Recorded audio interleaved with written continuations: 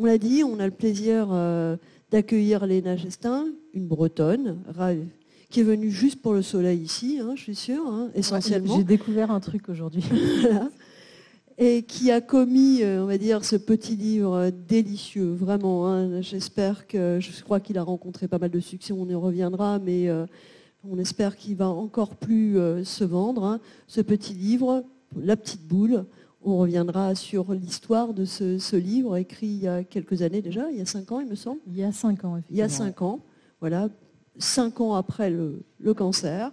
Et qui est vraiment, on connaît les perles du bac, mais là c'est les perles du cancer, vraiment, parce que, alors avant de continuer, donc je vais présenter, on est ravis d'accueillir Dr Caroline Bayeux, qui est oncologue médicale au Centre Antoine Cassagne, spécialiste, vraiment grande spécialiste du cancer du sein, jeune femme aussi, jeune maman aussi, donc je crois qu'il peut aussi se projeter parfaitement dans le vécu des patientes qu'elle rencontre. Tout aussi jeune femme, Alexia Tosi, qui est psychologue à la fois à la Ligue contre le cancer et aussi au Centre Antoine Cassagne. Alors vous êtes là et vous avez accepté avec beaucoup d'humilité de commenter finalement ce que va nous raconter un peu Léna. Et alors Léna, ce qui est, je dirais, avant de raconter un peu votre histoire, je dirais que ce qu'il y a de très très fort dans votre livre, c'est que finalement, ce n'est pas un témoignage, c'est-à-dire que vous faites parler les autres. Ce n'est pas vous qui vous exprimez sur votre maladie, on va la découvrir, votre maladie et tout le parcours à travers le ressenti ou l'expression des familles, des copains, des enfants, de tout le monde. Ça, c'est déjà extrêmement intéressant, cette démarche. Elle est déjà très très originale. Ouais, en fait, moi, j'ai pas vu de psy et je me suis dit que c'était plus facile de se planquer derrière les mots des autres que derrière les siens, que de parler directement. Donc, j'ai trouvé ce biais-là. Oui, ça donne une notion très universelle. Alors, je vais raconter rapidement, parce que donc vous avez aujourd'hui, je ne me trompe pas, si j'ai bien calculé, 45 ans. Bingo. Ouais, bing, tout juste. Et il y a 10 ans, donc vous avez, comme je calcule très très bien, 35 ans. Vous êtes une jeune maman de 2 petites filles de 4 et 7 ans, vous êtes mariée, ou en tout cas en couple, vous exerciez le métier de graphiste, voilà. Et la maladie, elle va débarquer dans votre vie déjà, vous êtes un peu une originale quand même, de manière très surprenante et très inattendue. Pourquoi une jeune femme de 35 ans comment découvre-t-elle qu'elle a un cancer du sein? Ça commence par votre maman. Alors, il y a toujours une mère quelque part. C'est ma maman qui m'appelle un samedi matin et elle me dit « J'ai une mauvaise nouvelle à t'annoncer. Ta cousine fête ses 30 ans ce soir et lundi, elle commence une chimio. Elle a un cancer du sein. » Bon, ok. Coup dur. Sympa. Et le mercredi suivant, j'étais sous la douche et je me dis tiens, je vais faire une autopalpation. J'en ai déjà eu une en mois de juillet, mais on ne sait jamais. Donc je fais une autopalpation et puis je sens rien. Et puis je me rappelle avoir vu une vidéo où il disait qu'il fallait lever le bras comme ça. Donc c'est ce que j'ai fait. Et là, j'ai senti une petite boule. Et là, je me suis dit merde, il n'y a pas de hasard. Vous avez tout de suite pensé que c'était... Tout de suite. D'accord. Je sais pas, j'étais persuadée que c'était ça, donc évidemment tout le monde me disait mais non, c'est un kyste, ma voisine elle a eu ça, ma sœur elle a eu ça, machin. Tout le monde avait eu ça, mais moi je me dis c'est pas possible que ma mère elle m'appelle, elle m'annonce ça et voilà donc oui. Voilà. Mais il y a juste peut-être avant même qu'on commence en histoire, il y avait eu plusieurs cas jeunes dans votre famille, ce que vous me disiez, mais personne ne s'était alerté. Je ne le savais même pas en fait. Parce que vous me disiez, il y a eu les 2 sœurs de mon grand-père maternel ont eu des cancers du sein à 40 ans. Et mon arrière-grand-mère est décédée d'un cancer du sein à 52 ans. Mais ça, on ne m'avait jamais dit. Et enfin, c'était à la ferme, dans le Finistère. On était un peu loin de tout ça. Et bon, elle est morte, quoi. Mais on ne va pas chercher à savoir pourquoi. Non, on ne va pas chercher. Bon, oui, c'était jeune. Bon. Mais non, et puis c'était dans la... Tout le monde pense que ça passe pas par le père, en fait, les gènes, mais c'est une connerie. Ça passe aussi par... Connerie, hein. Je confirme. Dès qu'il y a une agrégation d'un côté ou de l'autre... C'est d'un côté ou de l'autre, quand il y a des cas très jeunes, voilà. C'est des cas avant 40 ans qui doivent alerter. Ça dépend le type de cancer. sur le cancer du sein. Dans le type de cancer, parmi les cancers du sein, si c'est un triple négatif ou un HER2 ou un hormonodépendant, mais de manière assez globale, un cancer agressif avant 40 ans, c'est une indication de recherche oncogénétique. D'accord. Donc là, parce que ça va défiler aussi derrière, on va arriver au diagnostic, parce que vous prenez rendez-vous et on vous confirme. Alors, l'attente est longue entre le moment où on fait l'échographie, mammographie, et là, je vois le médecin qui fait l'échographie. Il me dit juste « Oula ». Oula ? C'est tout. Le radiologue ? Oui. Et il part. Non. Si. Et je dis « Oula, quoi ?» Allez, défendez. Les pauvres, elles sont là pour défendre leurs confrères. Non, mais c'est fou, ça paraît dingue. Et après, il y a eu des plans cancer qui ont bien précisé la circonstance de diagnostic. Et du coup, j'ai arrêté. Alors, je lui suis tombée dessus, je l'ai harcelé de questions et il répondait pas. Il a donné à sa secrétaire, il tapait ça et il est parti. Et voilà, c'est tout. Donc le diagnostic à ce stade, c'était oula. C'était oula. Donc je me suis dit, c'est pas très très bon. Donc j'ai appelé mon généraliste, c'était un vendredi soir, et c'était le 4 avril 2014, et c'est bientôt 10 ans d'ailleurs. Et il m'a dit, mais là j'ai fini, et je dis, non, mais j'en ai rien à foutre, vous me prenez tout de suite, là, maintenant, sinon je vais mourir de peur avant de mourir d'un cancer. Donc, et il a dit, ouais, c'est vrai que c'est un peu bizarre, il a un peu essayé d'atténuer le choc quand même. Ouais, parce que j'étais un peu en grosse panique. Et puis après, finalement, le protocole est arrivé en biopsie, tout ça. Et puis c'était pas bon. Voilà. Donc effectivement, on m'a annoncé de manière sympa que j'étais malade. Oui, parce que là, il va y avoir une phrase, je crois, alors je sais pas si... oui, c'est les perles, parce qu'il y a les résultats aussi de la biopsie. Et là, vous apprenez que c'est un cancer. Enfin, on vous dit, vous ne connaissez pas grand-chose à cette époque-là, c'est un triple négatif, et il y a cette phrase absolument incroyable, je ne sais pas si elle paraît... Ouais. Si, c'est ça, c'est le chirurgien gynéco qui me reçoit, et il me dit, j'ai le résultat de la biopsie, il y a quelques petites cellules cancéreuses. Et je dis, quelques petites cellules, ça veut dire quoi? Il dit, il y a des petites cellules cancéreuses. Je dis, il n'y a qu'à les enlever. Il me dit, mais non, mais il y a des cellules cancéreuses. Donc j'ai un cancer. Il me dit, oui. Je dis, ok. Et donc là, panique. Et puis il me dit, ça, vous avez l'air angoissé, respirez 3 fois par le nez, ça ira mieux. Et il mime, comme ça. Et je regardais, je me dis, ok. Et après, je me souviens plus trop de grand-chose, ni comment je suis rentrée, ni... voilà. Juste un commentaire, quand même. Là, c'est compliqué de défendre les collègues. Après, à part dire que, malheureusement, je pense que le diagnostic a été fait dans un centre de radiologie avec des radiologues peut-être pas exposés tous les jours à ce diagnostic, et dire que le chirurgien, il a moins d'excuses, parce que lui, quand même, il doit quand même plus souvent donner le diagnostic et annoncer ce type de choses. C'est vrai que je pense que ça montre juste la peur des praticiens d'annoncer des choses graves, et souvent la peur induite par le fait qu'ils ne savent pas ce qui va être la suite. Et du coup, ils n'arrivent pas à faire le diagnostic de cancer, parce que de suite, il y a toutes les questions derrière, et ils ne savent pas y répondre, parce que ce n'est pas leur métier. Et je pense que du coup, c'est pas par méchanceté, c'est pas par manque d'empathie, même si parfois certaines personnalités peut-être, mais je pense que c'est surtout par angoisse de cette annonce, par projection, ou par angoisse de ne pas pouvoir répondre aux questions. Respirer un bon coup, c'est de l'infantilisation. Enfin, là, je ne me permettrai pas d'utiliser d'autres mots. Voilà, mais moi, c'est comme ça que je l'ai vu. Quand j'ai lu cette phrase, ça m'a rappelé ma fille qui a 3 ans, qu'on essaye de gérer les émotions et on fait des exercices de respiration. Respirer un peu. C'est vraiment la gestion de... Voilà. Et est-ce que c'est peut-être aussi... Est-ce que c'est particulièrement troublant parce que c'est une patiente jeune, même quand on est médecin, même quand on est chevronné et qu'on a une jeune femme de 35 ans, une jeune maman, oui, toutes les deux, est-ce qu'on a beau être médecin, un peu rompu, est-ce qu'on est quand même, est-ce qu'on n'est pas déstabilisé? Là, j'ai envie de dire, c'est des êtres humains. C'est-à-dire que le diagnostic, évidemment, il va être angoissant pour la patiente. Si elle fait des examens, c'est qu'il y a un risque. Elle le sait, la patiente, elle est angoissée, elle va renvoyer des messages. Et puis, le médecin en face, il va être face à la panique, finalement, du patient. Et à un moment donné, comment gérer ses émotions quand on est face à une patiente jeune, se dire mais qu'est-ce que je dois lui dire, comment je dois lui dire, et finalement je me sens pas de lui dire. Je dis mal, ou je dis rien, ou je dis mal. Et c'est peut-être là aussi les maladresses qui arrivent comme des automatismes, et ça peut être le mécanisme de défense de la fuite et de l'évitement du radiologue, Oui, clairement.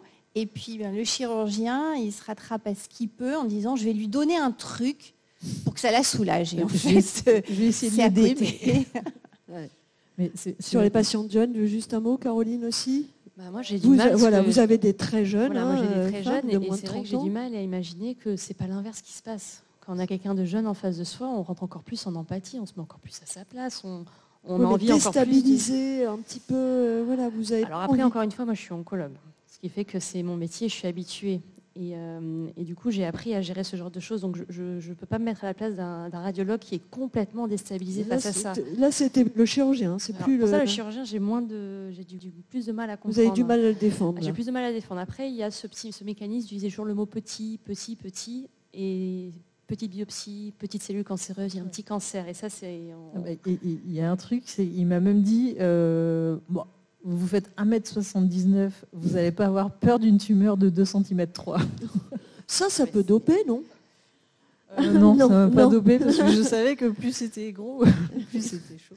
Enfin, pas forcément, mais... Ça montre vraiment la panique à bord. Ouais, panique à bord. Mais il me l'a dit après, quand je lui ai offert le bouquin, il m'a dit « Oh là là, ça c'est moi. Oh. » La panique à bord. La grosse maladresse du médecin face à la détresse de sa patiente. Quoi. Il était confus, et puis on en rigole maintenant. Vous avez dû le prendre dans les bras pour le rassurer un peu sur Non, on n'est pas allé jusque-là. Sur la maladresse, ça ne va pas s'arrêter là, la maladresse. Il va y avoir aussi cette phrase incroyable je crois que c'est une infirmière. Non, pardon. Alors ça, sur le triple... collègue. Ah, pardon. Ah oui, sur un collègue, parce que je crois que ça arrive plus tard, l'annonce, le triple négatif. Là, j'avoue que hypercute quand même. Celle-là. Moi, je n'avais pas trop creusé. Tout le monde m'avait dit, va pas sur Internet, tout ça. Et alors, puis, pour le public, quand même, le triple négatif, c'est le cancer aujourd'hui le plus agressif quand même. Vous me le confirmez? C'est un cancer agressif qui souvent a un taux de prolifération important et surtout qui a un risque de récidive à court terme important. Donc c'est la maladie qui, quand elle revient dans les 2 ans généralement, un peu plus rarement jusqu'à 5 ans. Mais c'est cette récidive précoce qui est angoissante. Vous ne le saviez pas à l'époque, hein? Vous savez pas. Je savais que c'était un triple négatif, et puis je voulais pas trop creuser. Et puis l'infirmière, elle arrive, et puis elle regarde mon dossier comme ça. Ah, triple négatif, il porte bien son nom celui-là. Ça paraît. Ouais. Ça, c'est... Excusez-moi, hein. On est loin, on est à Saint-Brieuc. C'est la faute professionnelle, ça. C'est presque... il porte bien son nom, celui-là.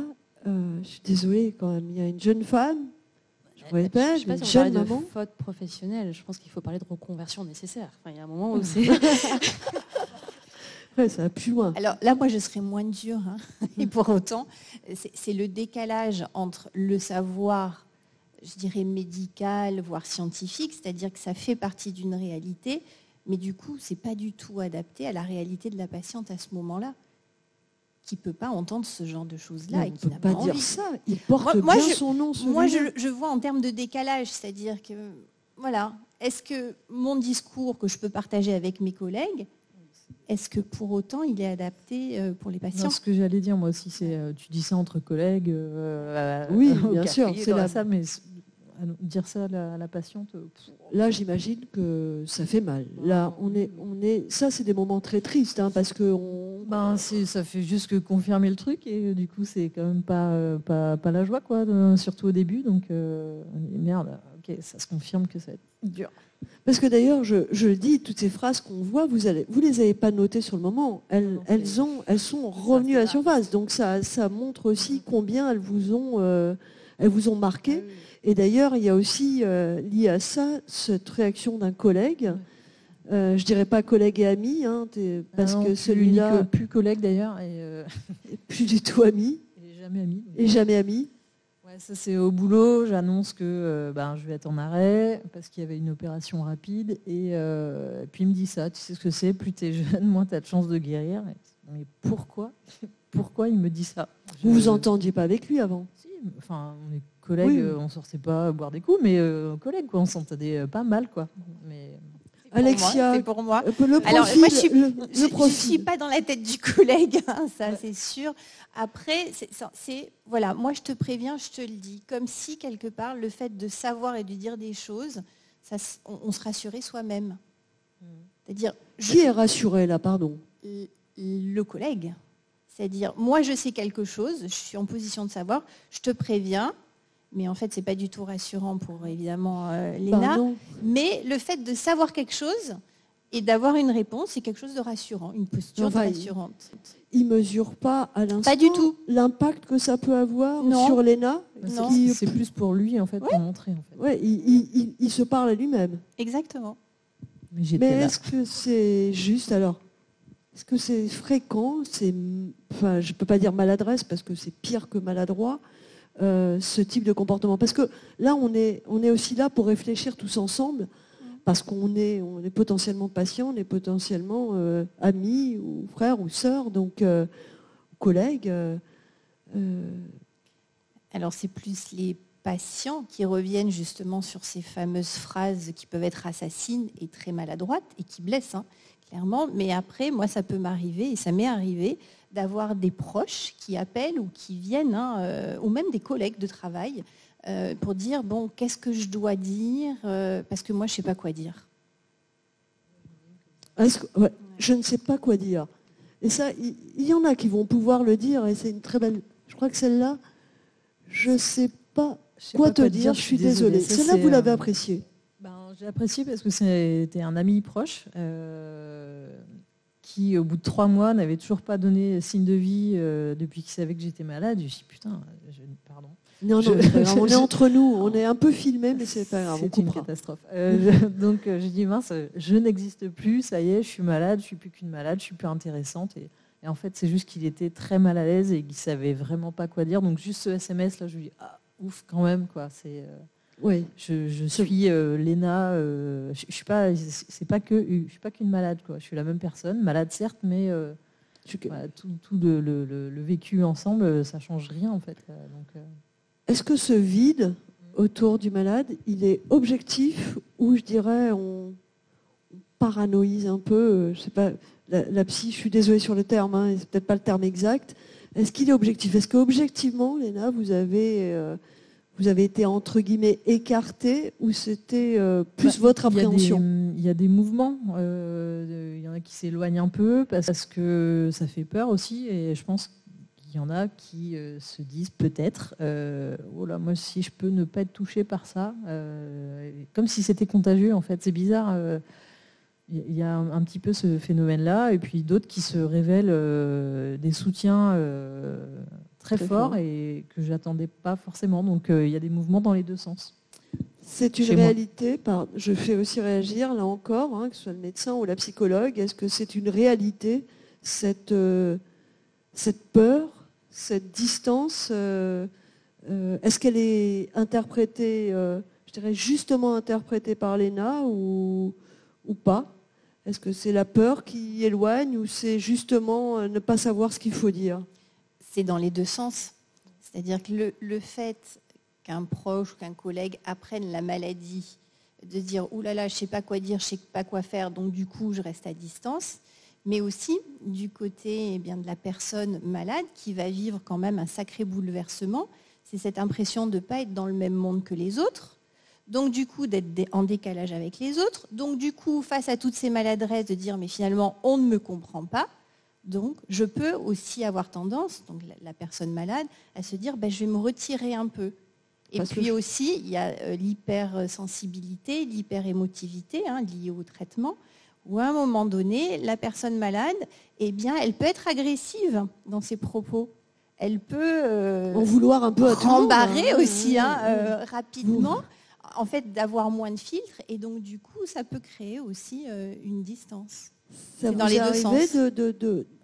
est-ce que vous étiez un peu plus agressive? Est-ce que vous avez eu le sentiment d'en vouloir un peu à tout le monde à ce moment-là? Non, en fait, j'avais pas l'impression, peut-être que d'autres diront On l'inverse, interrogera les en profs. fait, moi, il y a mon oncologue qui m'a dit une phrase qui est peut-être pas dans le bouquin, mais qui m'a vachement aidée. C'est, je lui ai demandé, ok, triple négatif, c'est quoi? Tout le monde me dit, il faut te battre, mais moi, me battre contre un cancer, comment on fait, quoi?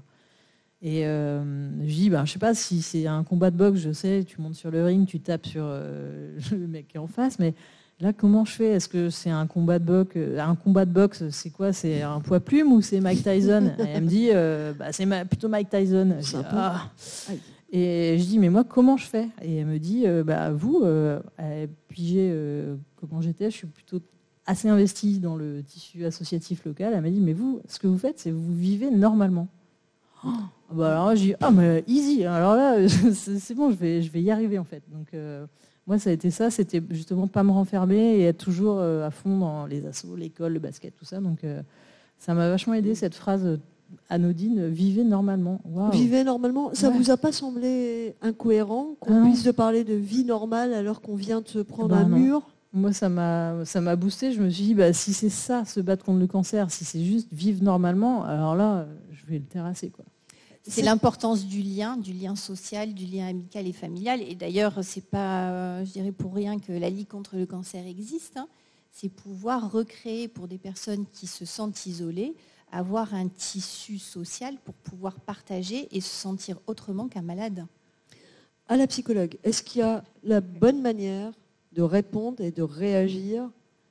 Est-ce qu'il y a une bonne manière de répondre et de réagir? Sans doute. Non.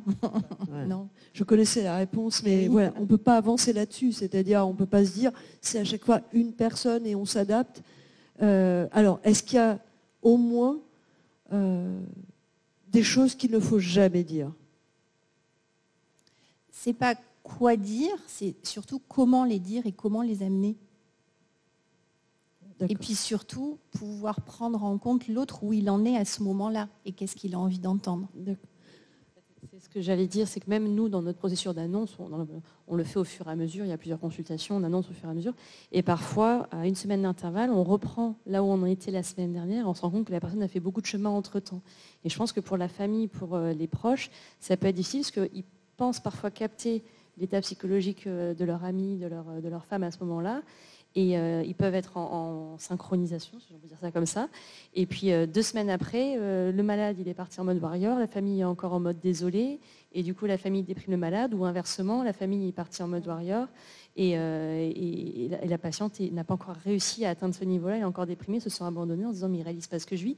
Et en fait, ce qui est dur, je trouve, c'est de rester synchro dans l'ensemble de la prise en charge, dans l'annonce, dans le traitement qui dure plusieurs mois, et dans le post-cancer surtout. Parce que dans le post-cancer, la famille va rapidement oublier tout ce qui s'est passé, comme un déni, parce qu'il faut avancer. Alors que les patientes, c'est le moment où elles se prennent un peu une claque, elles comprennent, il y a le contre-coup.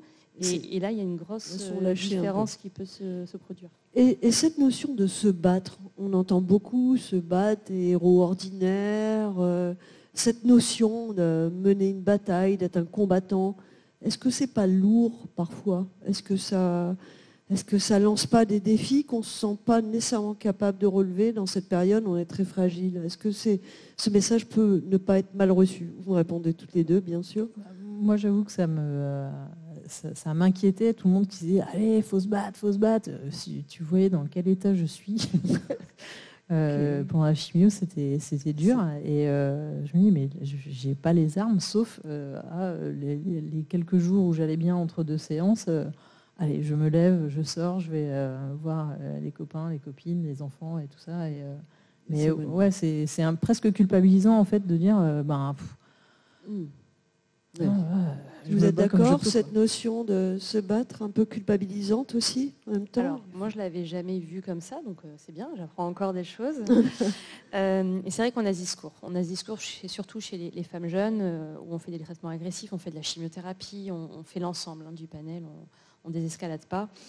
Et c'est vrai qu'on a toujours cet argument de dire, bon, c'est une maladie grave, mais vous pouvez guérir. Par contre, pour guérir, il va falloir s'accrocher, on va y aller ensemble, il va y avoir de la chimiothérapie, il va y avoir... Et c'est vrai qu'on rappelle l'ensemble des choses et on se transforme en coach. On se transforme en coach, clairement, à la prise en charge du cancer du sein, il faut être un coach. Et voilà. Et c'est là où on peut avoir ce discours de allez, on y va, on ne lâche rien, on va à la chimiothérapie, on pose le cathéter. Et quand les patients parfois vous voient très lent, il faut aller une étape à la fois. Enfin, on se retrouve vraiment à être des coachs. Et elles peuvent culpabiliser à ne pas réussir à répondre à vos attentes, quoi. Alors moi, j'ai jamais dit à une patiente il faut se battre. C'est vrai, je trouve ça un peu. Vous n'utilisez pas ce mot, non, vous. j'utilise pas de mot. Non. C'est ce mot-là qui est. C'est vrai que se battre contre. Par contre, je peux à votre dire. Voilà, ça va être difficile, mais il faut tenir le coup. Donc, je ne sais pas si ça aurait été vécu de la même manière. Il faut, en fait. Il faut. C'est peut-être juste. On essaye d'encourager. Et alors, c'est très intéressant parce qu'il y a cette notion de... Ça peut entraîner de la culpabilité. Et c'est vrai que les patients, moi, quand je les rencontre, c'est... on m'a dit qu'il fallait que je sois fort, que je puisse me battre. Mais en fait, moi, je suis au fond du trou. Oui, parce que je suis assommée par la nouvelle, parce que je vais perdre mes cheveux, parce que on va opérer d'un sein, etc., etc. Et finalement, je me suis toujours dit, il n'y a pas de patients forts et de patients faibles. Par contre, il y a des patients avec des ressources. Et il y a toujours des ressources. Alors, comment, finalement, on peut travailler ces ressources-là? Parce que la personne, elle en a toujours. Et même, je dirais, dans des cas où la personne, elle est vraiment en détresse, de dire, bon, alors, vous avez bien des ressources quelque part, on va essayer de voir où elles sont. Et du coup, ça peut éviter cette question du combat, il faut se battre. Alors après, je rejoins le docteur Bayeux, forcément, c'est long. Alors moi, j'utilise souvent alors, je ne suis pas un coach, moi, je suis un psy, mais du coup, l'image du triathlon. Il va falloir tenir dans la longueur et ça va être difficile. Et une fois que vous serez arrivé, c'est-à-dire une fois que les traitements s'arrêtent, eh bien, vous allez être très fatigué et ça va être très compliqué pour récupérer. Et là, on est dans le post-cancer. Vous vouliez citer, parce que j'avais posé une question. Oui, alors nous, on ne voit pas nécessairement. C'était j'imagine dans les ressources, on m'avait dit cette phrase-là, tu n'imagines même pas la force de vie qu'il y a en toi, tu vas y arriver, c'est juste que tu ne le sais pas. Moi, j'étais vraiment au fond du trou psychologiquement. Et, par contre, c'est une petite lumière, ça? C'est une petite lumière, ouais. Oui, quand même. Ouais, moi, ça m'a fait du bien parce que c'était l'idée que le cancer, c'est pas un long tunnel tout noir, quoi. Il y a quand même des petites fenêtres, des petites lumières, et puis au bout, surtout, d'être encore là, quoi. Est-ce que vous auriez aimé avoir parce qu'on n'a pas parlé d'emblée de ce qui vous a motivé à écrire, c'est aussi cette souffrance psychologique dans laquelle vous êtes trouvé et sans appui. Vous n'aviez pas une alexia là où vous étiez. Ah non. Alors, si je puis dire. On l'enlève pas. Est-ce que votre oncologue vous avait proposé une prise en charge psychologique? Voilà. Alors, j'ai demandé une prise en charge directement, mais pas de bol. Il y avait les ponts du mois de mai, donc du coup, il n'y avait pas de... Personne n'était dispo.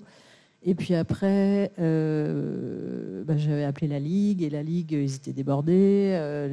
Les psychologues de l'hôpital étaient débordés, sauf que pendant la chimio, j'ai dû être hospitalisée, et puis c'était vraiment pas la grande forme. Donc j'ai rassemblé toutes mes forces pour m'asseoir dans le lit pour être à peu près présentable. Et puis, il y a la psychologue qui arrive et qui se pose comme ça.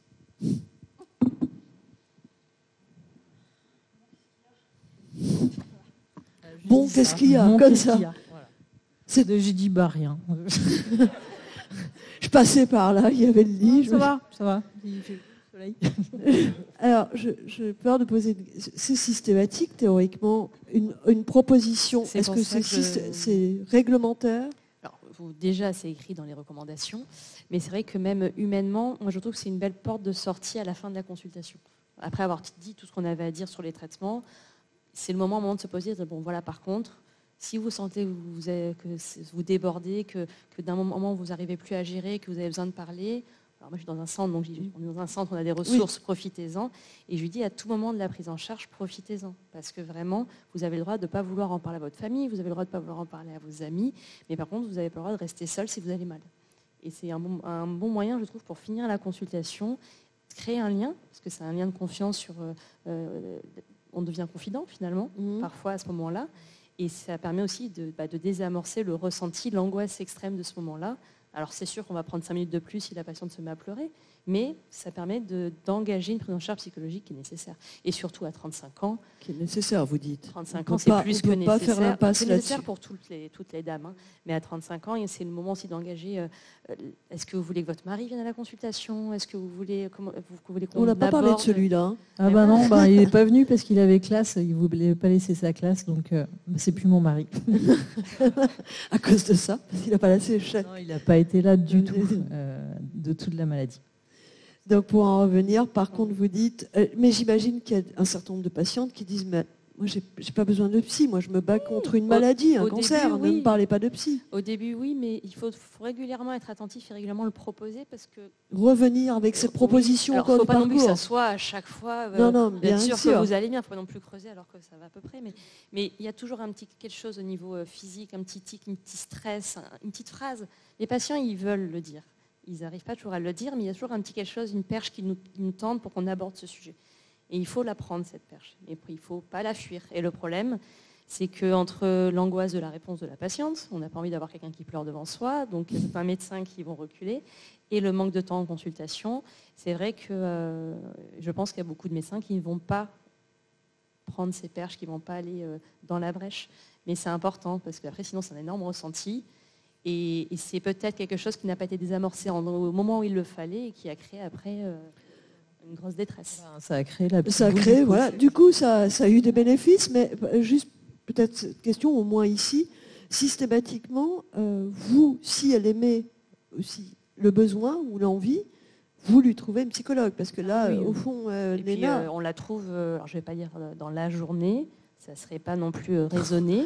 Elle va venir s'installer à Nice, mais c'est fini la maladie. Mais en hôpital de jour, clairement, si on n'arrive pas à avoir une consultation en dehors, au moment de l'hôpital de jour, des chimiothérapies, c'est un peu le moment privilégié où les psychologues peuvent passer dans les services pour justement aller dire bonjour et désamorcer ces problèmes-là. Voilà. Et c'est pour ça que je suis un petit peu étonnée qu'en hôpital de jour, il ne vous ait pas proposé qu'une psychologue passe. On est dans une zone un peu... les Côtes d'Armor. Ouais, en c'est un peu en sinistre. hospitalisation, encore pire. On se doute bien qu'une patiente de 35 ans hospitalisée pour un cancer du sein, oui, clairement, elle ne va pas aller bien. Donc, bien sûr. Dans les faits, justement, Alexia, c'est vrai que le débat se prête peu au pourcentage, mais combien de personnes atteintes d'un cancer, là on parle de cancer du sein, vont consulter une psychologue, sont pris en charge d'un point de vue psychologique? Est-ce que Alors c'est là, une majorité? je n'en ai aucune idée. Par contre, ce que je peux dire, c'est que les personnes, elles ne vont pas être prêtes au même moment pour passer la porte du psy. Oui. Et ce que disait Dr Bayeux, c'est très important. C'est-à-dire que là aussi, il y a des personnes qui vont être pendant leur traitement psychologiquement, j'y arrive, plutôt bien. Et en fait, ce qui va être plus compliqué au niveau psychologique, ça sera après les traitements. Et puis il y en a d'autres même. Oui, alors c'est souvent, ma femme m'a dit que ça serait bien de venir vous voir, ou mon médecin m'a dit. Donc ils passent la porte du psy, mais lors de l'entretien, la personne n'est pas du tout prête à être dans cette démarche-là, parce que ça peut être aussi angoissant. Il y a des mécanismes de défense qui sont là pour canaliser tout ça. Et c'est vrai que là, il faut le saisir. Et moi, la première, je leur dis, écoutez, voilà, vous avez une idée de la séance, il faut vous sentir bien sûr à l'aise. Bon, pour le moment, à vous de voir si ça va vous apporter un plus ou pas. Moi, je ne bouge pas. Vous pouvez revenir dans 1 mois, dans 3 mois, l'année prochaine, je serai là. Et généralement, c'est un discours qui est entendu. Vous voyez arriver des personnes à distance, Bien sûr. À une grande distance, qui vont Tout à attendre Oui. une sorte de maturation avant de Il y a de venir. tout finalement. Oui, bien sûr, c'est un cas individuel. Sur cette maturation, le fait de proposer la prise en charge psychologique, souvent les patients me disent non, c'est pas la peine. Mais je leur dis, mais sachez que ça existe. Et si un jour il y a besoin, vous pouvez revenir vers moi. Et je ne vais pas dire que c'est toutes les patientes qui un jour m'en reparlent. Mais comme elles savent que ça existe, au moment où ça ne va pas, elles vont aller demander de l'aide. C'est pour ça qu'il faut le proposer systématiquement. Ouais, mais moi, le fait qu'elle soit venue une première fois et que ça ne soit pas bien passé, je me suis dit, je ne suis pas faite pour les psys. Ah, du coup, ça a été... Ah bah du coup, c'était moi. Je me dis, non, mais moi, je ne sais pas parler, donc j'ai raté. Et si ce n'est pas indiscret, est-ce que vous avez consulté beaucoup plus tard ou pas? Non, parce que... Toujours pas. Non. 10 ans plus tard, non. Non, j'ai fait ça. J'ai fait ça. Bon, on va tous faire ça. Si ça... Mais cela dit, je sais que ce serait bien, mais alors qui? Et puis moi, il y aura ce blocage avec... C'est pour tomber face à Ah non, l'autre. mais rassurez-la quand même, elle est assez exceptionnelle, celle qui reste comme ça. Non Alors après, ça, franchement, ça rejoint un thème important. C'est que oui, on peut être psychologue, mais pas forcément Humain. Alors Non. non, pas forcément. Alors non, je vais même pas là-dessus. C'est par rapport à la maladie. La cancérologie, Oui, c'est quand même spécifique. Oui. Et ce que je peux dire, c'est que très souvent, des personnes arrivent en deuxième choix, je dirais, à la Ligue, en me disant, je suis allée consulter en ville parce que j'en avais besoin, mais finalement, j'avais l'impression qu'elle ne comprenait pas ce que je traversais. Et rien que le fait de savoir, ou d'être supposé savoir, qu'on connaît le contexte de la maladie, etc., et ça enlève des freins aussi. C'était la psy de l'hôpital qui faisait que de la cancéro. Un peu surchargée. Oui, parce que, et très souvent de dire, j'étais face à la psy, elle ne me disait rien. Alors en ville, ça peut vraiment, dans un cadre analytique, c'est le cadre et ça peut vraiment très bien fonctionner. Mais en cancérologie, là aussi, chaque professionnel doit adapter sa pratique. Oui, on n'est pas dans la psychanalyse. Après, il y a aussi autre chose, alors, je ne sais pas si c'était de cet ordre-là, mais quand on a un cancer du sein localisé et qu'il y a un but de guérison, parfois il y a une minimisation, une dédramatisation un petit peu abusive en se disant, c'est bon, elle va guérir. C'est bon, elle va pas. Voilà, c'est pas un cancer du sein métastatique. Oui, en fait, et en fait, de la part même des cancérologues en général, le cancer du sein, c'est un cancer qui se traite très bien, qui a un très bon pronostic. Donc, on sait que c'est dur, mais ça se traite très bien. Et c'est vrai que pour d'autres praticiens qui vont voir d'autres types de cancers, cancer du pancréas métastatique, cancer du poumon, qui ont des pronostics beaucoup plus graves et à plus court terme, ça peut être le cancer du sein, c'est un peu le cancer de bon pronostic. Donc, elle ne va pas non plus se plaindre. Mais elle a celui qui porte bien son nom. Quand même, mais ce que je veux dire, c'est qu'il peut y avoir ce côté un peu... S'il faut, la psychologue, elle avait vu des 5 personnes en fin de vie avant. Voilà. Et le problème, c'est que... Ouais, mais ça, est-ce que ça... Je défends pas. J'essaye de me mettre à la place du personnel qui peut être débordé. Et je pense qu'il y a un moment où justement c'est un tort de ne pas se remettre en contexte et se dire oui, en effet, on n'est pas dans le cas d'un cancer métastatique, il n'y a pas une fin de vie annoncée à 2 semaines, mais ça reste une femme jeune, une femme qui a un cancer, qui est jeune maman, qui a un triple négatif, qui a une chimiothérapie, qui est hospitalisée. Et je pense que c'est ça qui manque parfois, c'est de se poser, de se remettre dans le contexte et de se dire attends, donc oui, c'est moins grave que la consultation d'avant, mais si je me projette, c'est vraiment très grave. Il faut réussir à se repositionner, à se remettre en empathie. Ah oui, Caroline, on se dit que l'intelligence artificielle va faire mieux qu'un médecin à ce moment-là, parce que c'est vrai que... C'est pire que ça, c'est que l'intelligence artificielle associée au médecin est influencée négativement par le médecin. C'est ça les résultats de l'étude. Donc il faut qu'on la drive toute seule, l'intelligence artificielle. Non, mais voilà, c'est un peu une plaisanterie, mais ce que vous dites, effectivement, c'est très important en même temps. Mais en même temps, on se dit... Voilà, effectivement, il a pu vers un cancer du pancréas, un cancer du sein métastasé, mais enfin, il a l'ENA, 35 ans, maman de 2 jeunes enfants, triple négatif. Elle dort plus, elle vit plus. Enfin, je veux dire, c'est du sérieux, quoi. Mais c'est le problème un peu en cancérologie, c'est qu'on se compare toujours à pire. Ah. Et je ne sais pas si en salle d'attente, s'il n'y a pas eu ce genre de discussion. Beaucoup, vous avez que un cancer du sein, moi j'ai ça, puis il y a 5 ans j'ai eu ça, et puis c'était la compète de cancer. Quoi. Mais c'est quoi ce... Je ne veux pas savoir, madame. J'ai fait mieux. Alors justement, on va revenir un peu au traitement. J'imagine qu'à cette période... je ne vais pas revenir sur ce moment difficile, mais vous vous êtes séparés rapidement du papa, du papa. Dès que j'allais mieux. Dès que j'allais mieux. Non, mais vous avez été accompagné quand même pendant ces périodes de traitement, etc. Vous n'y êtes pas allé toute seule. C'est-à-dire par le proche, là. Ouais, j'ai des copines qui m'ont amené, mais mon mari n'est jamais venu. Il est venu une fois à un rendez-vous, c'est tout. Vous pensez qu'il a eu peur? Oui, il m'a dit qu'il avait eu peur et que il souffrait beaucoup et du coup, c'est marrant. Ça fait rire. Qui souffrait vachement et que c'était trop dur pour lui. Souffrait psychologiquement. Bon, là, vous êtes très cynique, dur. Non, c'est factuel, c'est vraiment ce qu'il m'a dit. Non, bien sûr. Est-ce que vous arrivez, excusez-moi, ça va vous fâcher peut-être, un peu, non pas qu'il soit mal comporté, à le comprendre? Je comprends que ça ait pu lui faire peur, mais j'attendais qu'il soit courageux. Je suis désolée, je suis obligée de vous faire réagir. On sait que ce type de maladie se traduit souvent par une séparation, trop souvent. Pas si souvent que ça. Ah, on disait, alors peut-être moins aujourd'hui que ça a été dans le passé, pour exercer ce métier de journaliste depuis longtemps, on me disait à une époque, avec quasiment 50% de séparation derrière un diagnostic. Plutôt un tiers, là, je crois, Un dans les tiers, derniers chiffres. c'est déjà pas mal. Ce que décrit Léna. Bon, après, la séparation dans le couple, c'est déjà 20%, donc il faut relativiser. Ah non, par mais je pensais rapport que plus 30% par rapport aux séparations. Oui, pardon. Moi, je pense que le cancer, c'est pas la cause de la séparation. Je pense que le cancer, ça resserre les liens ou ça distend les liens, mais je pense que ce serait arrivé de toute façon. D'accord. Mais là, Ça l'a accéléré. voilà, un petit peu, ouais.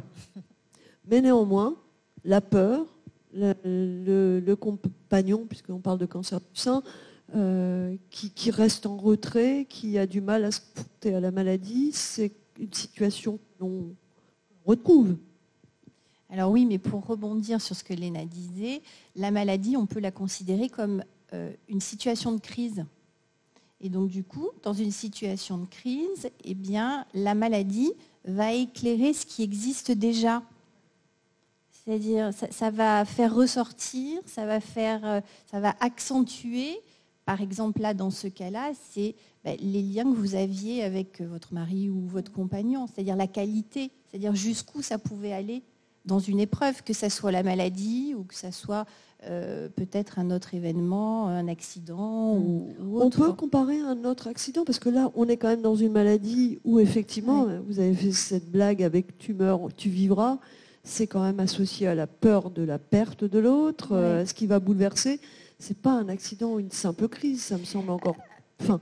En tout cas, ça peut être vu comme une crise qui va éclairer ce qui existait déjà, peut-être de façon latente. Donc oui, ça va accélérer. Oui, ça va mettre en lumière des choses qu'on ne voyait pas. Parce que là aussi, on aime bien se voiler la face. Hein. Et dans le quotidien, on ne voit pas tout, justement. Et je sais pas si...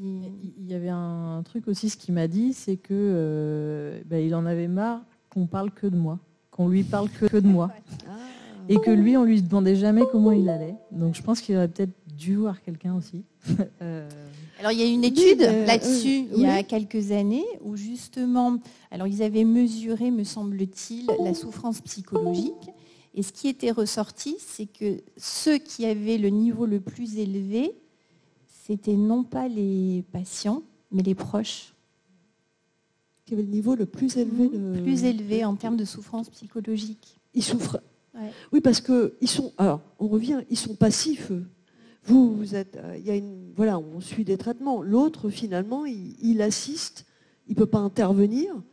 Alors, je ne veux pas le défendre. Votre mari, je le connais pas. Pas une place facile, je le connais pas. Il m'a pas impuissant. appelé avant. Rien du tout. Mais est-ce que justement cette situation de passivité, est-ce qu'elle n'est pas aussi très douloureuse? Le confirme Alexia. Après, justement, si on est douloureux dans la passivité, il faut venir en consultation et accompagner sa femme. C'est ça aussi la solution.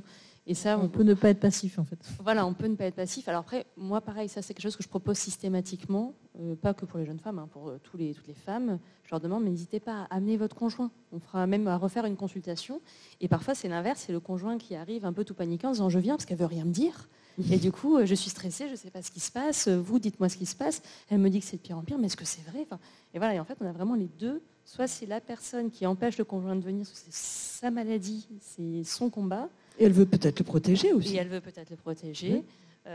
Soit c'est le conjoint qui se met à part et qui après trouve des excuses. Mais après, c'est pas facile. Hein. Là, je suis un peu caricaturale. Il doit y avoir des mécanismes de défense aussi de la part du conjoint avec des jeunes enfants. Voilà.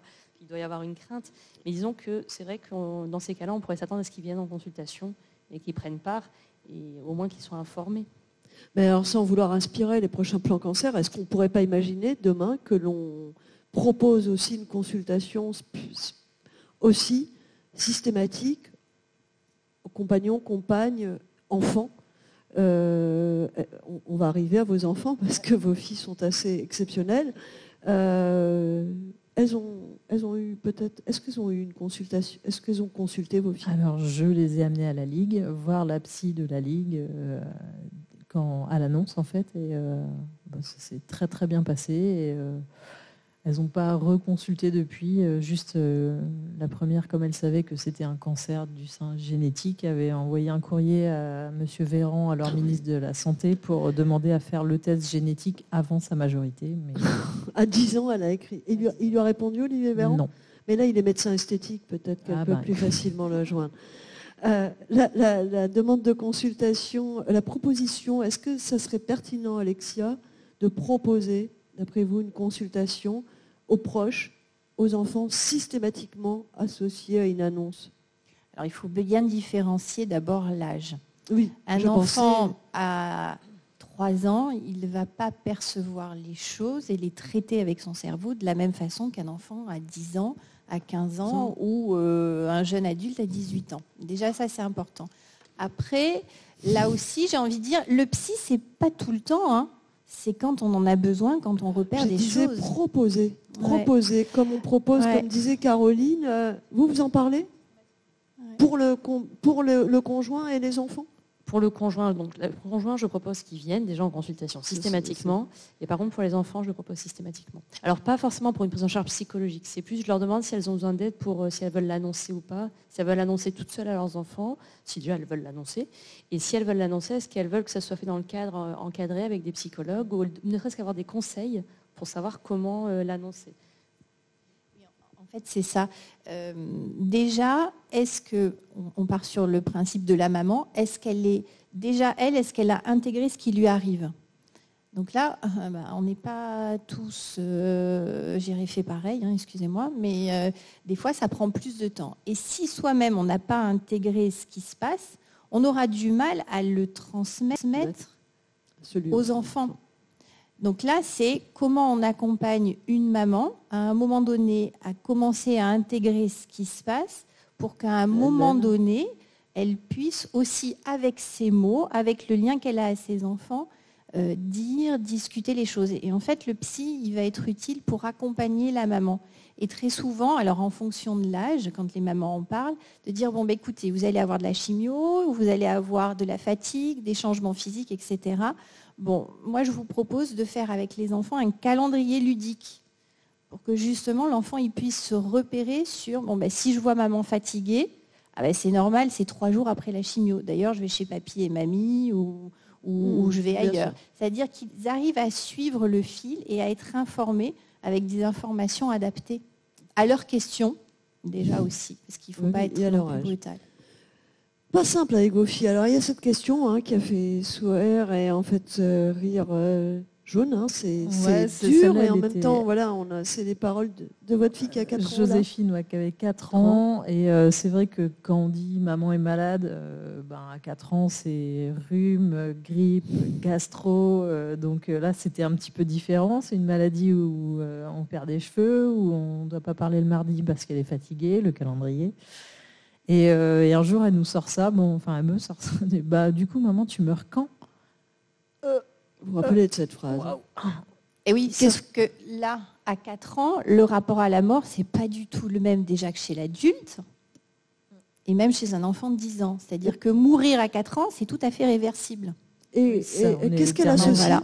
Qu'est-ce qu'elle associe? Pourquoi elle vous pose cette question? Pourquoi elle pose cette question? Je pense qu'elle avait compris l'enjeu, peut-être.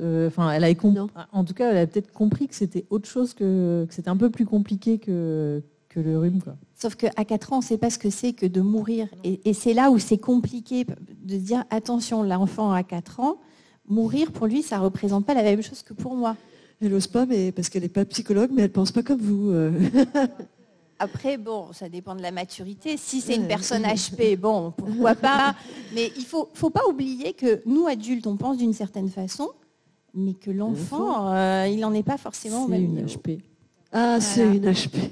Alors après mais même, franchement, tout ce qui est de la représentation de la mort, d'ailleurs, même adulte, on a du mal à la voir, ça va se construire en fait entre 4 ans, même si on peut même descendre, jusqu'à l'âge de 8-10 ans. parce qu'il y a des étapes, tout simplement. Mais ce qui était bien, par contre, c'est aussi qu'il y avait il y a des super bouquins que j'ai trouvés à la Ligue pour l'annonce, pour expliquer ce que c'est le cancer, pour l'expliquer un peu en douceur. Donc, merci la Ligue encore.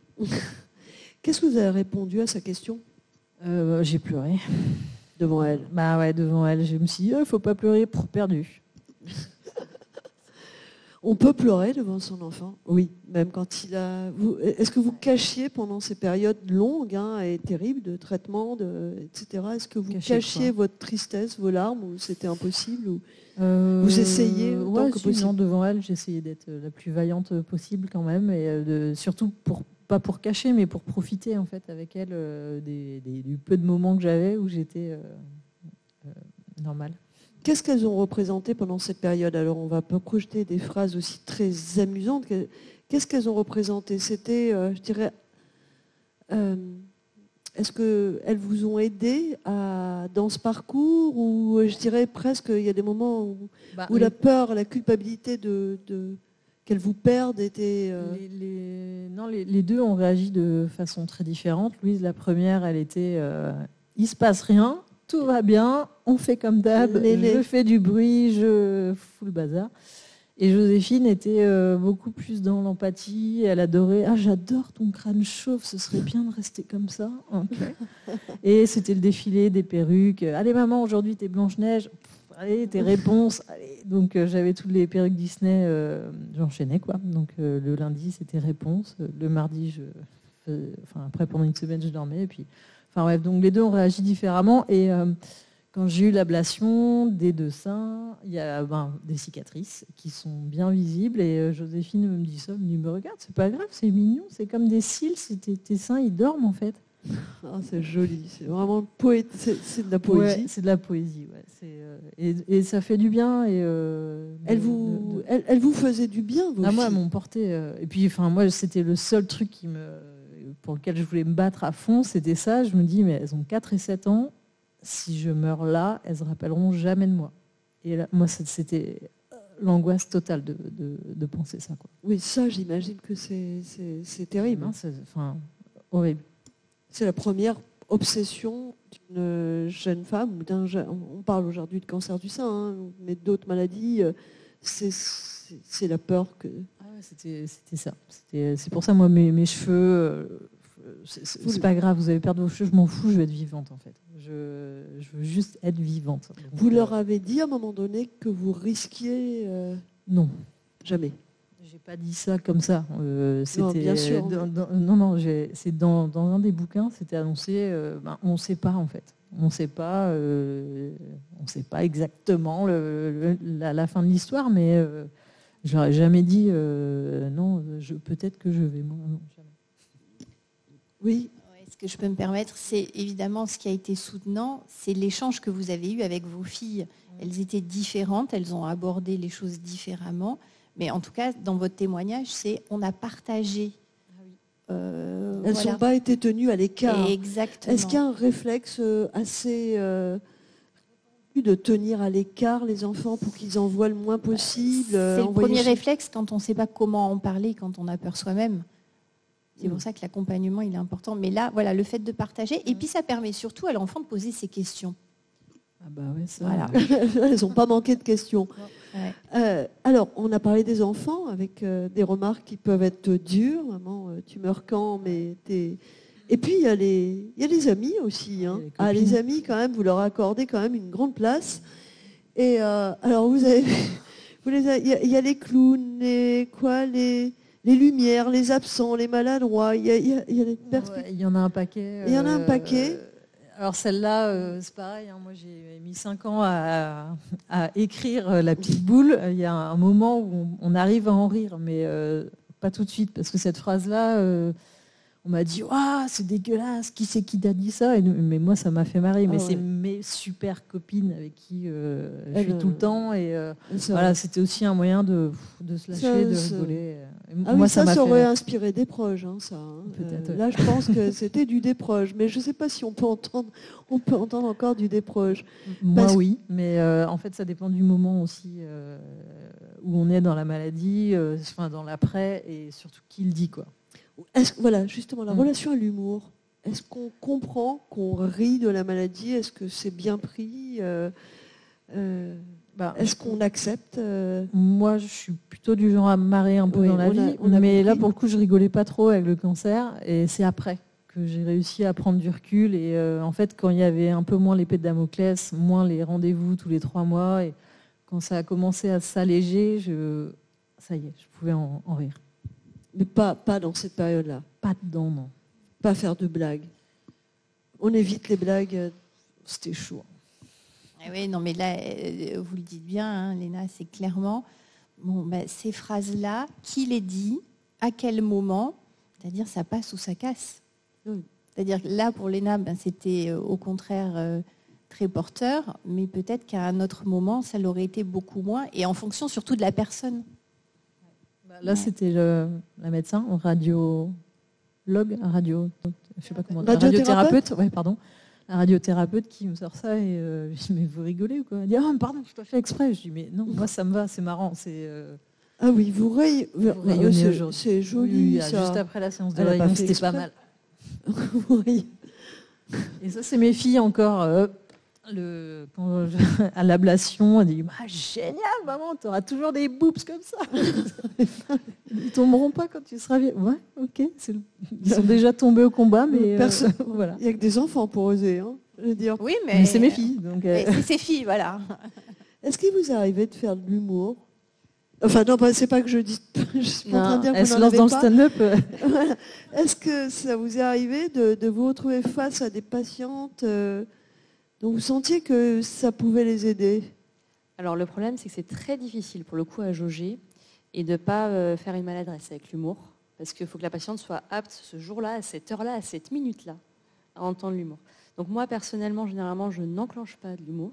Par contre, si les patientes en font, je rigole avec plaisir. Elle est une perle. Vous n'avez jamais fait, vous aussi, une petite perle?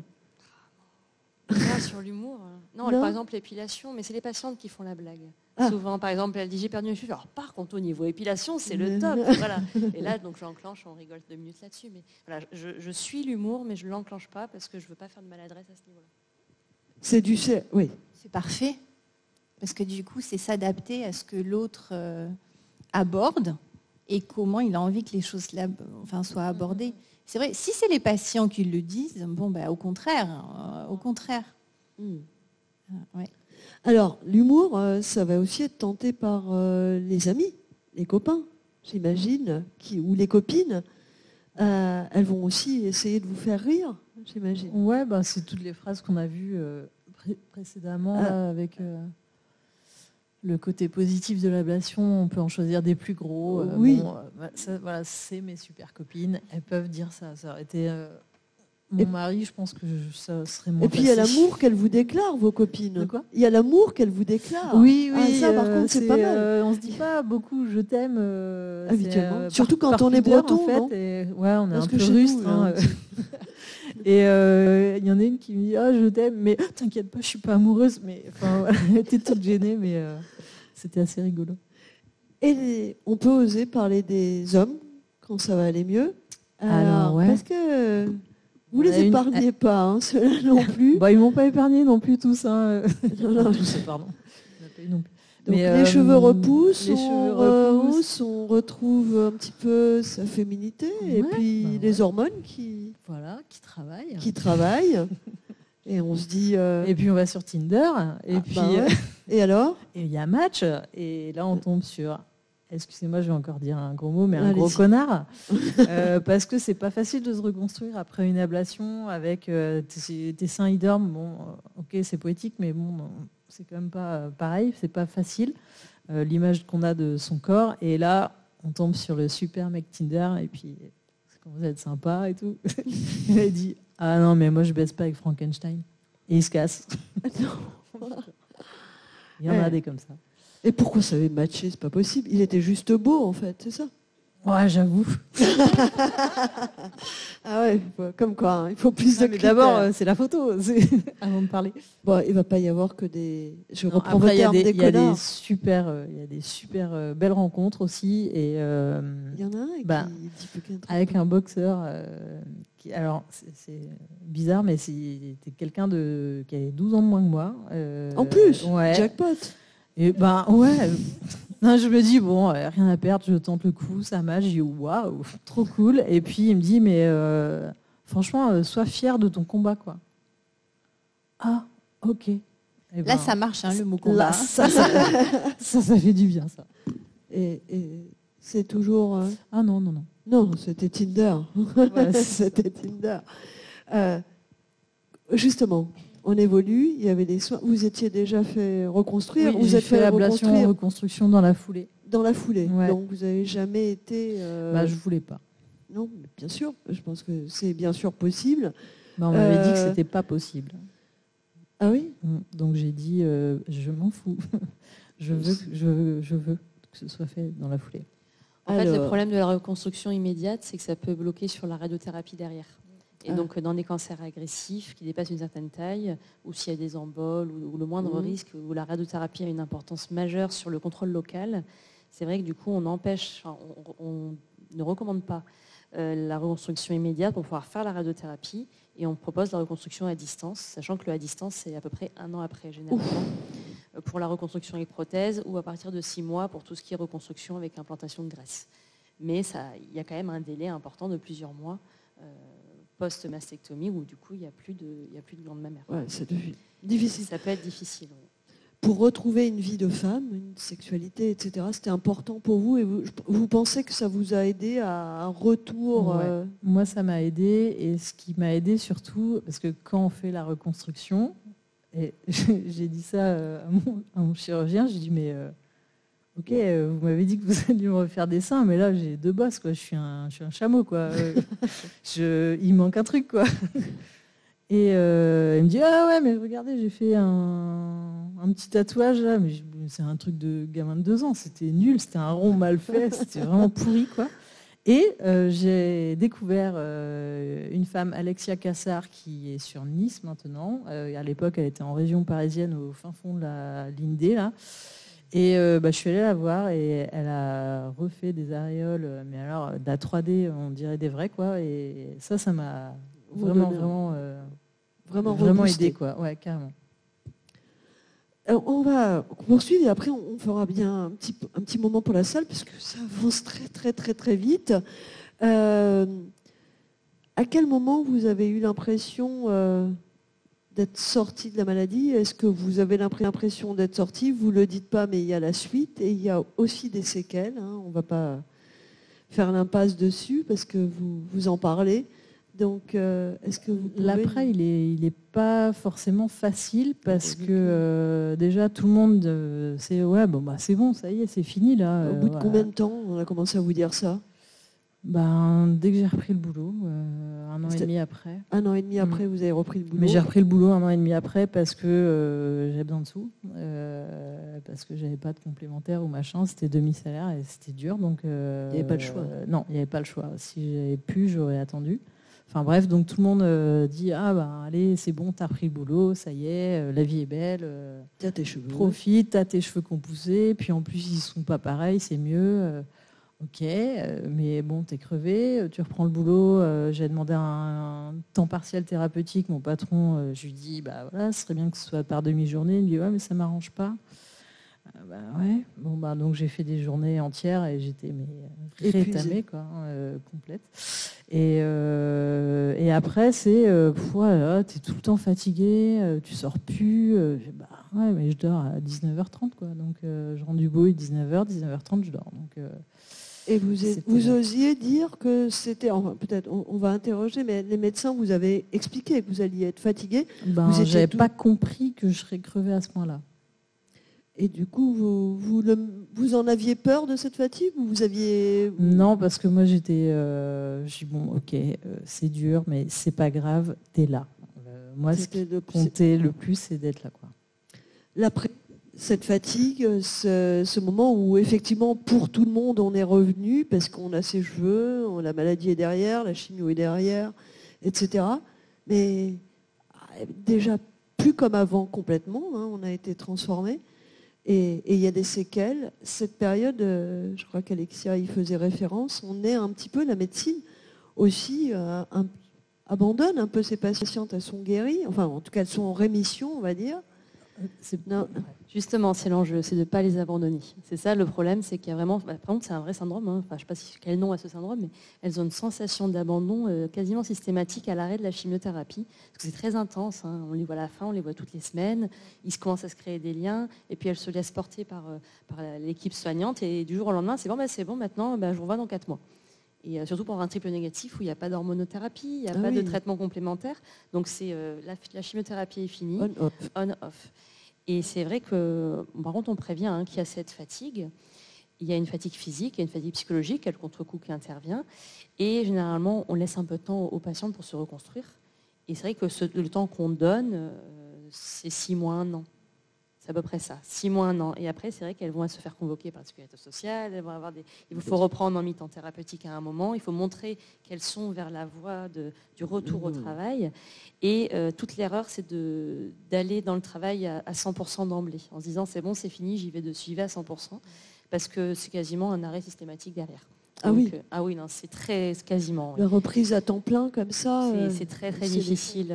Et parfois, c'est pas un arrêt systématique à 3 mois. Hein. Parfois, elles tiennent 1 an. Et puis au bout d'1 an, elles craquent complètement. Et en fait, on s'est rendu compte qu'elles n'ont pas pris le temps de se reconstruire psychologiquement. Et du coup, on repart en arrière et ça recommence à zéro. Mais pourquoi ? Parce qu'elles ne veulent pas ce retour à la normalité. Elles ne sont pas prêtes à ce retour à la normalité. Non, c'est parce que justement, ça ne sera jamais un retour à la normalité. Et alors, ça, c'est pas à moi de le dire, hein, mais c'est toi qui vas l'aborder, je pense. On dit toujours, ça va revenir comme avant. En fait, non, il faut accepter qu'il y aura toujours un avant-après.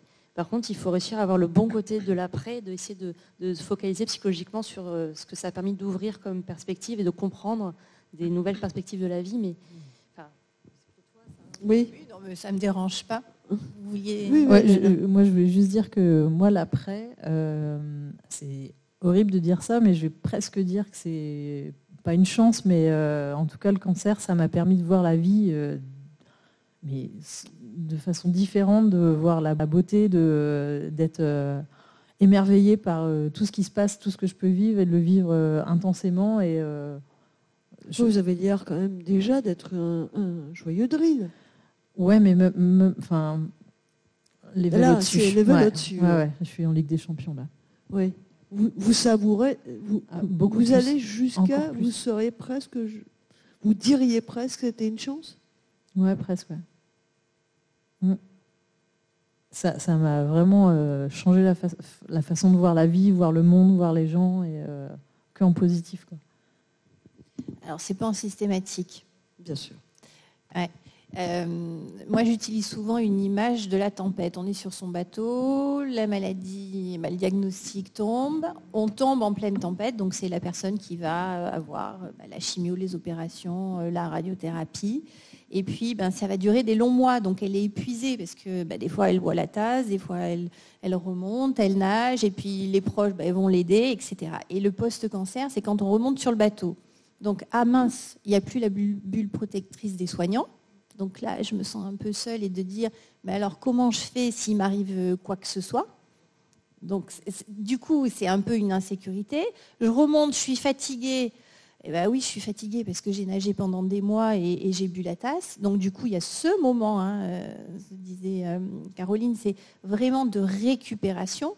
Mais cette récupération, elle est physique, mais elle est aussi psychologique. Parce qu'une fois que je suis remontée sur le bateau, est-ce que j'ai envie d'avoir le même cap ou pas ? Et non, pas forcément, même voire pratiquement jamais en fait. Et c'est là où il faut se laisser le temps de maturer tout ça et de se dire, bon, alors maintenant, je sais qu'il peut m'arriver des choses graves, et j'ai plus envie de perdre de temps. Alors dans quelle direction j'ai envie d'aller ? Oui, mais à ceci près que les autres, par contre, veulent pour eux, la victoire, c'est que vous reveniez à la même place qu'initiale. C'est l'incompréhension. Pour l'extérieur, c'est ça. C'est l'incompréhension. Et c'est là où il y a toujours une ambivalence. C'est je remonte sur le bateau, donc je veux reprendre ma vie, entre guillemets, normale, parce que les autres me disent, maintenant, t'es guéri, tout va bien, allez, on continue. Et puis, de dire, ouais, non, mais je suis plus tout à fait comme avant. Ouais. Et c'est là où c'est compliqué avec les proches, le travail. C'est un mauvais parallèle que je vais faire, mais je ne peux pas m'en empêcher. C'est pas comme un post-Covid, mais ça peut s'en rapprocher. Il y a eu une pause dans la vie. Et il y a eu un moment où on s'est posé, on s'est dit, alors qu'est-ce qu'il y a eu avant ? Pourquoi je suis là ? Et des mois où en fait, on a beaucoup de temps pour réfléchir. Et du coup, ça apporte forcément un changement. Et en plus du post-Covid qu'on a tous vécu, là, il y a pendant ce Covid une sensation de mort imminente. Et du coup, une peur et un bilan sur la vie qui est mais ça, si je m'en sors, je vais le faire. Et ça, je vais le faire. Et ça, je le ferai plus. Et du coup, ça crée un cahier des charges pour la suite qui est exigeant mais très exaltant si on arrive à prendre les choses du bon côté. Par contre, il y a des gens, malheureusement, qui vont juste faire la liste de ce qu'ils ne font plus comme avant. Et c'est là où ils partent dans le sens inverse, dans la dépression. Et c'est là tout le rôle de la psychologue. Et moi, en tant que coach, c'est de dire, voilà, oui, ça, c'est sûr, vous ne l'aurez pas, mais essayez d'aller vers le positif. Allez vers le positif. Il faut toujours aller sur le positif. Et c'est là où la prise en charge psychologique peut tout déterminante. changer. C'est vrai qu'on change, que moi, il y a la fatigue qui est toujours là, même 10 ans après. Il y a les pertes de mémoire, il y a plein de choses.